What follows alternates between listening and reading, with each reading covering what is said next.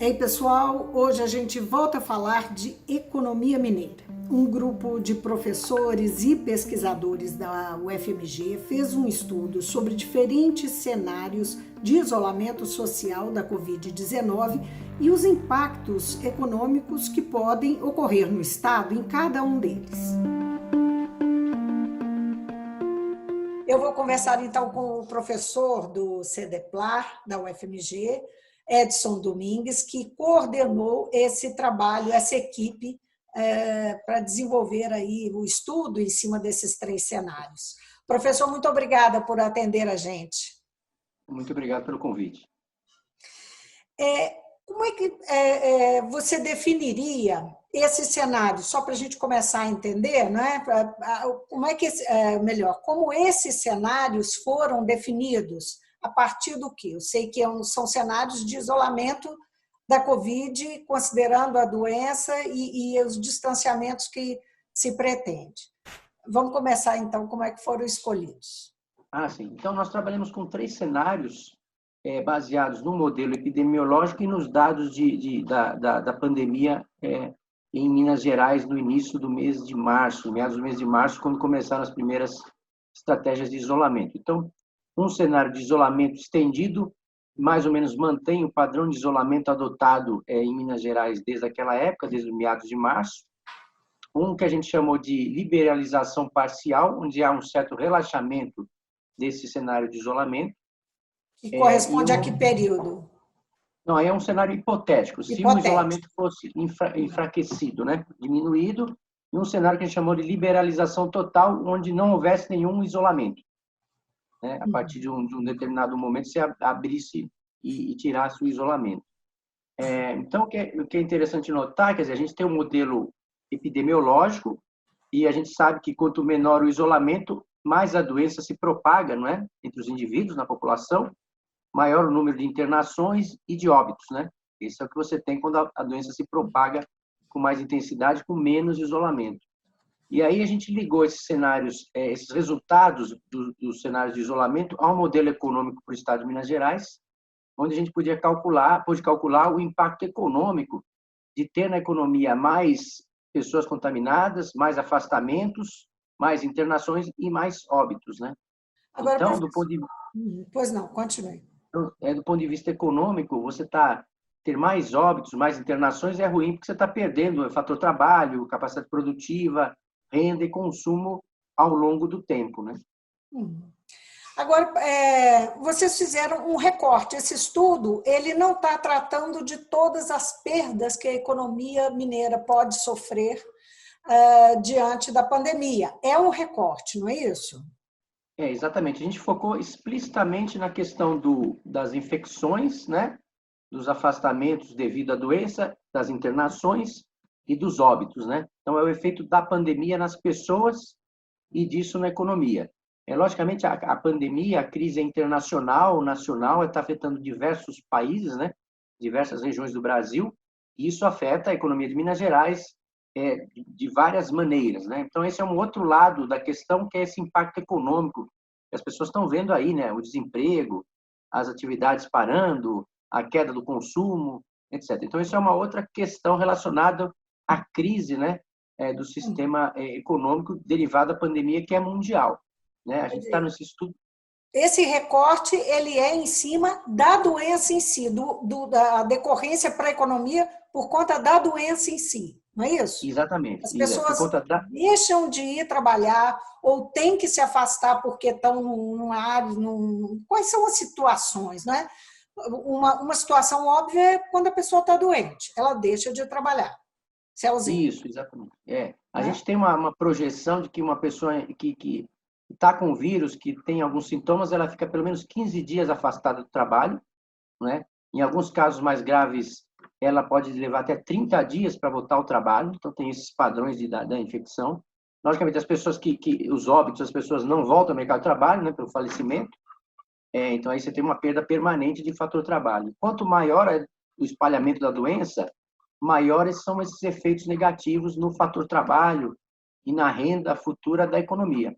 Então, é esse efeito que a gente buscou captar no nosso estudo, porque a gente considera que muitas vezes as pessoas associam a crise da pandemia às estratégias de isolamento, porque o comércio está fechado, etc., etc., a quarentena. Mas tem que lembrar que os efeitos da crise são muito grandes e basicamente independem de você estar adotando uma estratégia de quarentena maior ou menor, porque são efeitos de toda a economia global e em várias regiões do Brasil.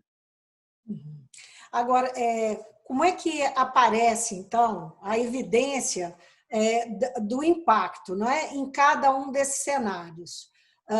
Nós, por exemplo, vamos começar pelo cenário que nós temos hoje. É um cenário que vocês chamam de distanciamento estendido, ou isolamento estendido, não é isso? Isso. O isolamento estendido, distanciamento estendido, que é o primeiro cenário nosso, é mais ou menos seguindo o padrão que você tem hoje na economia de Minas Gerais e de várias cidades, com certo isolamento social, certa restrição a atividades produtivas, etc. Que nem é, assim, para padrões internacionais, como a gente viu em outros países, nem é um isolamento muito forte, né? É um isolamento bem mais ou menos, né? Porque a gente viu países como Itália, França, Nova Zelândia adotando estratégias de isolamento muito mais rigorosas do que o Brasil tem feito em várias cidades, né? Então, para esse padrão de isolamento, você tem essa evolução da doença, que é o que a gente projetou, e isso tem um impacto econômico negativo, porque você tem pessoas que se afastam do trabalho, pessoas que vêm a óbito, né? Essas mortes que a gente está observando. Então, tem uma perda econômica que a gente calculou no estudo, de cerca de 19 bilhões de reais ao longo do tempo, dessa estratégia de distanciamento como se fosse hoje, né? E o problema que a gente observou é o seguinte: se você relaxa o distanciamento social, você aumenta o espalhamento da doença, os problemas de afastamento de trabalho e mortes, e amplia o impacto negativo na economia. Tá, eu só queria reafirmar aqui, eu queria que o senhor sublinhar para quem está acompanhando, porque a gente tem uma discussão, que é uma discussão mais genérica, que as pessoas ficam em casa, elas se poupam, elas se protegem, mas em compensação elas perdem o emprego, a economia para e tal. Nesse recorte aí, está se tratando especificamente das pessoas ao não se protegerem, ao adoecerem, o que acontece com a economia. Não é isso? Exatamente. E é uma coisa importante lembrar que, sim, as pessoas, quando ficam em casa, param de consumir, de fazer compras, algumas perdem o emprego, etc. Essa perda econômica é importante, está ocorrendo, obviamente, mas isso não é uma função do isolamento. Quer dizer, a pandemia, a crise mundial já ia causar isso de qualquer maneira, né? É só você ver, quer dizer, é difícil você pensar que você acabar com o isolamento, reabrir o comércio, as pessoas vão voltar ao nível de consumo que tinham antes, a atividade econômica vai voltar ao que era antes. Isso não é verdade, porque a economia está sofrendo uma crise de grandes proporções em várias regiões e no mundo como um todo, né? Então, você não tem uma associação direta entre o isolamento causa a crise econômica. Na verdade, a crise econômica está afetando várias atividades, e o isolamento na verdade, a medida de saúde para proteger a economia das pessoas serem mais contaminadas e das mortes e dos falecimentos aí ao longo do tempo. Você mencionou a situação que nós estamos hoje, que é uma flexibilização que não é radical. Um isolamento que não é radical. Mas um outro cenário que vocês consideraram é um isolamento mais flexibilizado do que o que nós estamos vivendo, que se chamam de parcial, né? E tem uma outra situação sem o isolamento, né? Isso. Que elementos que vocês trabalharam aí dentro de cada um? Você falou do primeiro, eu queria que você mencionasse os outros, só para as pessoas os outros claramente exatamente por onde vocês andaram. Exatamente. São cenários hipotéticos que a gente faz, né? Quer dizer, o que acontece se relaxa o isolamento a partir de um ponto em que a doença vai se espalhar mais, né?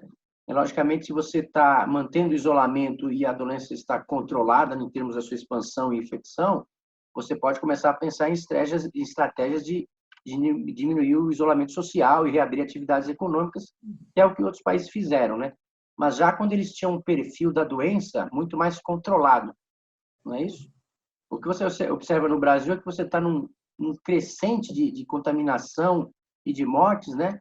E provavelmente indicam que não é a época ideal de você relaxar o isolamento. Que aí poderia acontecer o efeito que a gente mostrou nos nossos cenários, do aumento das infecções e das mortes, né? Causando mais prejuízos econômicos ainda. Né? Então, logicamente, aí é uma questão muito de saúde pública, de epidemiologistas, né? De calcularem ou de projetarem adequadamente a hora que você vai enfraquecer o isolamento, fazer um isolamento menos drástico, né? Abrir algumas atividades, sempre com essa visão de controlar, né, a infecção e os afastamentos e os óbitos. E vocês quantificaram perdas, não é? Com essas projeções, vocês quantificaram perdas para a economia do Estado. Vocês estavam levando o Estado todo em consideração com base na experiência de Belo Horizonte ou não? Ou isso, como é que vocês trabalharam para chegar nesse ponto e quais foram as perdas identificadas? Isso, a gente trabalhou com um padrão de infecção que a gente estava observando no estado de Minas Gerais até meados de março, os dados do estado como um todo, a gente não tem um detalhamento por região, por cidade, né? Então a gente trabalhou com o estado como um todo. E a gente quando a gente projeta essa pandemia nesse padrão, com um certo isolamento que foi adotado, a gente estima a perda da economia de Minas em torno de 1% do PIB do estado ao longo dos próximos 4 anos, né? Essas perdas todas de falecimentos, de afastamentos do trabalho, etc. Seria o que você teria partindo do isolamento que existe hoje e se ele for mantido até que a doença estivesse controlada. Aham. Tá, então, agora, com esse isolamento estendido, não é? Isso, isolamento estendido basicamente no padrão que você tem só hoje. Os serviços essenciais funcionam e tal. 1% do PIB. Isso, só por conta especificamente por conta das mortes e dos afastamentos de Exatamente. trabalho. Não é?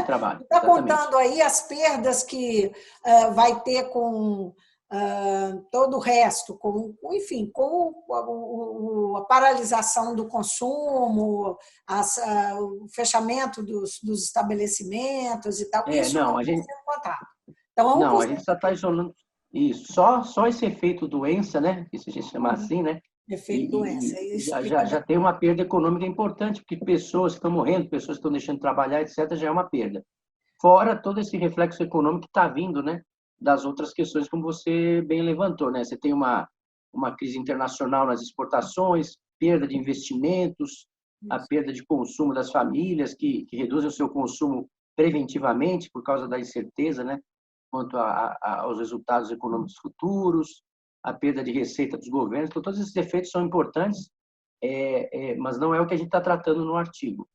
Então, 1% do PIB. Agora, mais que flexibilizar, se por um acaso abrir completamente, acabar o isolamento, ou se fizer aquele isolamento que o presidente Jair Bolsonaro tem defendido tanto, que é só os serviços essenciais, mentira, só as pessoas que são grupo de risco, só as pessoas que têm mais de 60 anos ou que têm comorbidades, como os médicos mencionam, que não trabalhariam. Então, o que os modelos epidemiológicos mostram e os dados para o Brasil mostram da epidemia, e esse tipo de abrandamento do isolamento no Brasil, que não é nem tão efetivo assim, né? Seria muito temerário, você ampliaria demais a contaminação, o número de internações, aí provavelmente se vai ir além da capacidade do próprio sistema de saúde de atender as pessoas, acentuar o número de afastamentos e de mortes. Né? E quanto isso seria, quanto vocês quantificaram aí? Quanto custaria? Então, para Minas Gerais, as nossas estimativas que se ampliaria a perda de cerca de 1% do PIB que eu falei, para cerca de 4% do PIB, só por causa do efeito pandemia nas pessoas, na mão de obra e nas internações. Então, é uma estratégia muito ruim para o Brasil, porque, na verdade, a gente não adotou uma estratégia tão efetiva de isolamento desde o começo, né? O Brasil está com estratégias de isolamento muito heterogêneas, né? Cada cidade fazendo de um jeito, cada estado com uma certa estratégia, né? O governo federal não teve nenhuma coordenação das estratégias nacionais, de uma estratégia nacional de combate à pandemia. Na verdade, ele atuou contra as estratégias dos governos estaduais e municipais, né? Então, nesse ambiente que foi muito mal planejado, muito mal gerenciado pelo governo federal, a gente chegou no estágio que a gente tem hoje da doença, né? E eu diria que hoje você propor uma diminuição do isolamento para a maioria das cidades e estados atualmente não é uma medida boa, nem econômica, nem do ponto de vista de saúde. Edson, você mencionou 1% do PIB ou 4% do PIB em situações diferentes aí. Esse 4% do PIB representa 69 bilhões, não é isso? Isso, você partiria de uma perda de 11 bilhões no cenário de isolamento estendido para quase 60 bilhões, né? 70 bilhões num quadro de abertura total. E lembrar que a economia de Minas, ou do Brasil, vinha, né, em 2019, num crescimento econômico muito pequeno, né? Muito fraco, né? Com muito desemprego. Então, a gente começou 2020, né, perdão, com uma estrutura, um desemprego altíssimo, uma taxa de crescimento baixa, perda de renda, né? Então, se soma isso, uma pandemia, uma crise, né, internacional de proporções que a gente não tinha visto ainda nos últimos décadas, né? Então, é um quadro extremamente vulnerável para a economia brasileira no momento que a pandemia chegou ao Brasil e, como eu falei, mal respondida pelas autoridades, especialmente do governo federal. Eu não sei se dá para fazer esse paralelo aí, ou essa relação, mas você está falando em perda de 1% do PIB, que representaria 19 bilhões, no caso só das pessoas adoecerem ou morrerem ou serem afastadas do trabalho. O governador Romeu Zema mandou para a Assembleia Legislativa a LDO, a Lei de Diretrizes Orçamentárias, que tem que ser votada até julho. Essa lei prevê que o Estado vai entrar em 2021 com um déficit de 17 bilhões. Será que já está nessa conta essas perdas aí?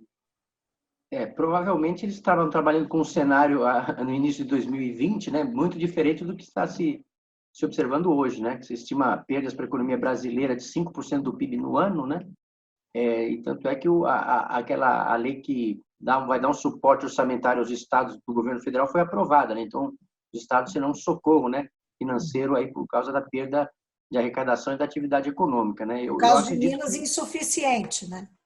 Porque Minas já vinha, então é a mesma coisa. Minas já estava numa situação fiscal muito ruim, né? Antes da pandemia, né? Aí a pandemia vem e só vai acentuar todos os problemas econômicos que a gente tinha no estado, especificamente. Agora, a despeito dessa situação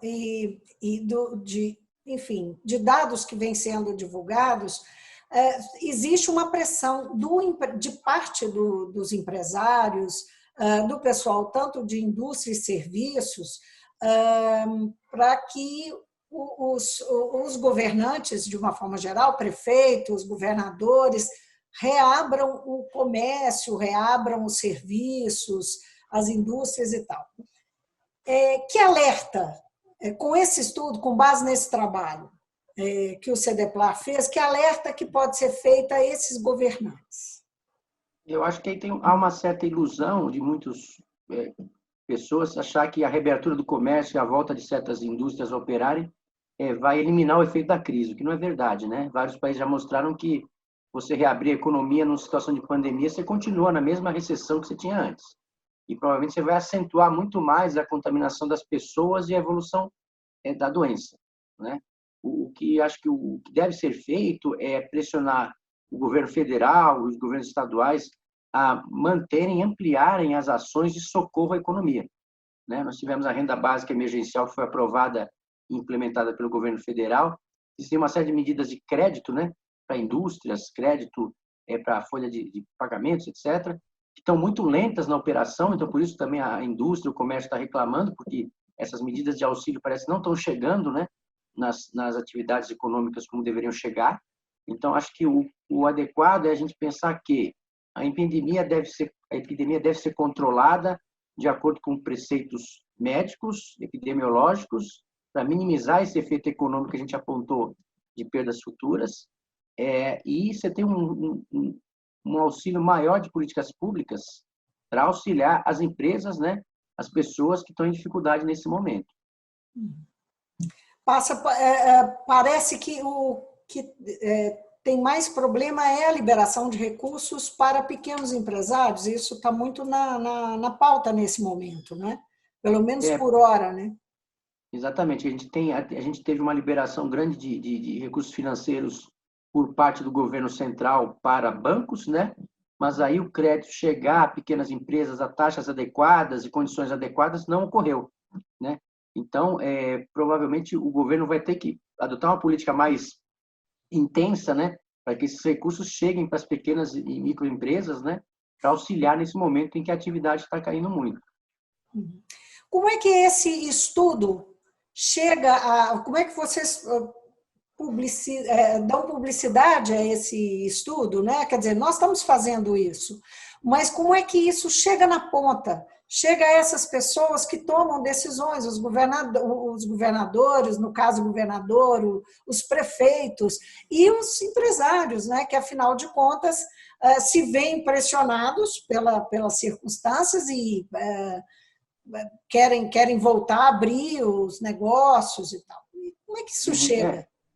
Isso, quer dizer, o nosso objetivo com esse estudo e outras coisas que a gente está fazendo no CDPLAR é usar o melhor do que a gente conhece de métodos econômicos e métodos de modelos epidemiológicos, com um grupo de professores da demografia e da estatística do FMG com quem a gente trabalha, e fornecer esse tipo de informação que a universidade é capaz de fazer, acho, da melhor forma possível, porque é o nosso dia a dia trabalhar com essas informações, com esses modelos, né? A gente não tem nenhuma interlocução direta com o governo federal, governo estadual ou prefeitura, embora a gente sabe que em certas instâncias aqui em Minas Gerais, a universidade atua bastante para informar e ajudar a tomada de decisões de política pública, né? Então, a gente sabe que a prefeitura tem um comitê de alto nível que olha essas questões epidemiológicas na cidade, que auxilia o prefeito, né, tomada de decisões. Então, a gente vê, por exemplo, na Prefeitura de Belo Horizonte, ao meu ver, uma atitude bastante cautelosa em termos de isolamento, em olhar as medidas adequadas para evitar a contaminação, etc. Outras esferas de governo, a gente vê que esse tipo de informação mais científica, mais elaborada do ponto de vista conceitual, chega menos, né? Acho que o governo federal é um exemplo de quem atua sem olhar muito essas questões mais científicas e adequadas do ponto de vista de estratégia nesse momento. As disputas políticas, a polarização para um espaço aí indevido? Provavelmente, quer dizer, a gente não sabe que tipo de lógica, se é que existe uma lógica, né, para o governo federal ter adotado a estratégia que adotou desde o início da pandemia, né? Do ponto de vista econômico e social, não faz sentido, porque você está ampliando perdas e contaminação. Hoje o Brasil é visto no mundo inteiro como exemplo de país que não soube, né, atuar na crise da Covid-19, da pandemia. O pior país, em termos de políticas públicas por parte do órgão federal, é o Brasil, né? Então, é um consenso, infelizmente, no mundo inteiro, que o Brasil é um país que não soube trabalhar atuar na questão da pandemia, e era um dos países mais vulneráveis em termos econômicos, sociais e sistema de saúde, o que torna essa resposta que a gente teve do governo central ainda mais questionável desde o início, né? Edson, muitíssimo obrigada por essa conversa. Eu espero que o trabalho de vocês seja bem disseminado para que ele possa servir de alerta e ajuda para governantes e empresários pensarem a questão. Eu que agradeço o convite, estamos sempre à disposição para mostrar o nosso trabalho aí para a sociedade e agradecemos a divulgação. Eu conversei com o professor do CEDEPLAR, da Universidade Federal de Minas Gerais, Edson Domingues. Ele e a equipe fizeram um estudo sobre diversos cenários de isolamento durante a Covid e como que isso pode e vai impactar a economia de Minas Gerais. Obrigada outra vez, Edson. Um abraço. Obrigado.